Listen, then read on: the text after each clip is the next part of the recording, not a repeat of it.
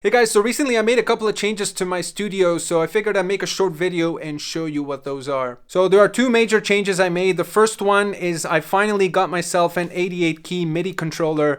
I got the Roland FP-10, which is actually a digital piano, but it has USB. So there's two reasons I picked this one. One is price and the other is form factor. So I wanted a MIDI controller that was very minimal, no fancy knob switches or pads or gimmicks or anything. So I want something that can fit in front of my desk, as you can see here, to keep it nice and compact.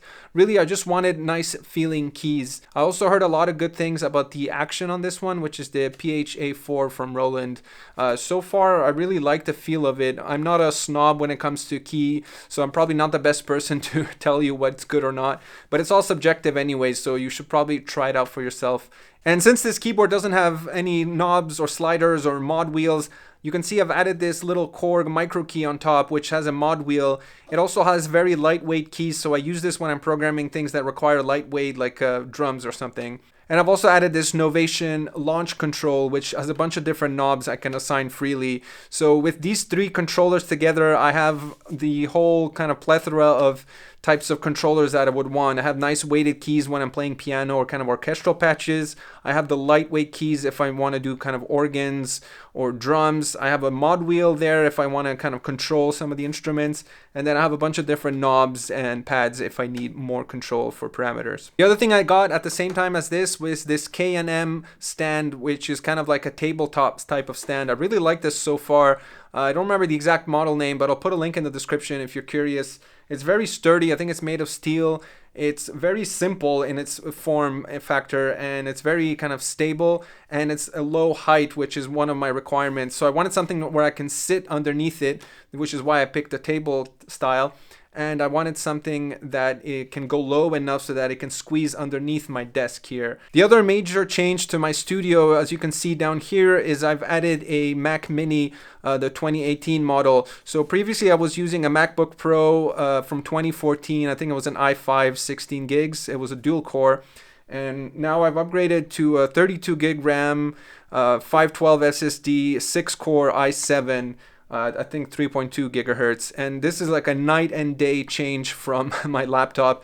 And the main thing that pushed me to get this was on my laptop I literally couldn't load one instance of Massive X, or even kind of some of the higher quality ones like a Repro 5. If I just play one instance and I play one chord, it would just, the CPU would go crazy.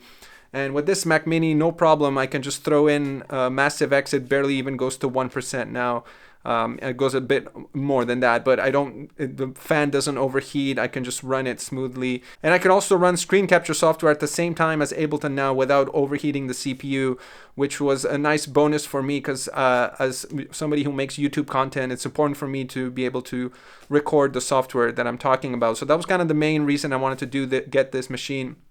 I also eventually want to get into live streaming maybe. So that's it in terms of the new purchases. The rest of the stuff I've had before, so it was just a matter of rearranging things. So because now I have a Mac Mini, I needed a monitor, so I pulled up my ViewSonic, which I had already.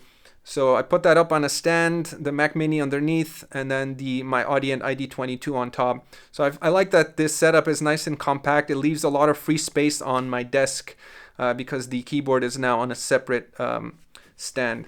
So yeah, I'm super happy about this new layout. It opens up a whole new slew of possibilities for me. I can't believe I went so long without an 88 key dedicated controller because I play piano every day, so I always felt like restrained. I felt like I was in handcuffs whenever I had to play those mini keys and had to play piano patches. Getting a proper 88 key controller really kind of opens up new sounds that I've had before. It kind of brings up new life to them. Let me know if you have any questions about the setup. I'll try to put a link in the description to all the different pieces I mentioned here if you want to check it out as well. All right, thanks for watching. I'll catch you guys in the next.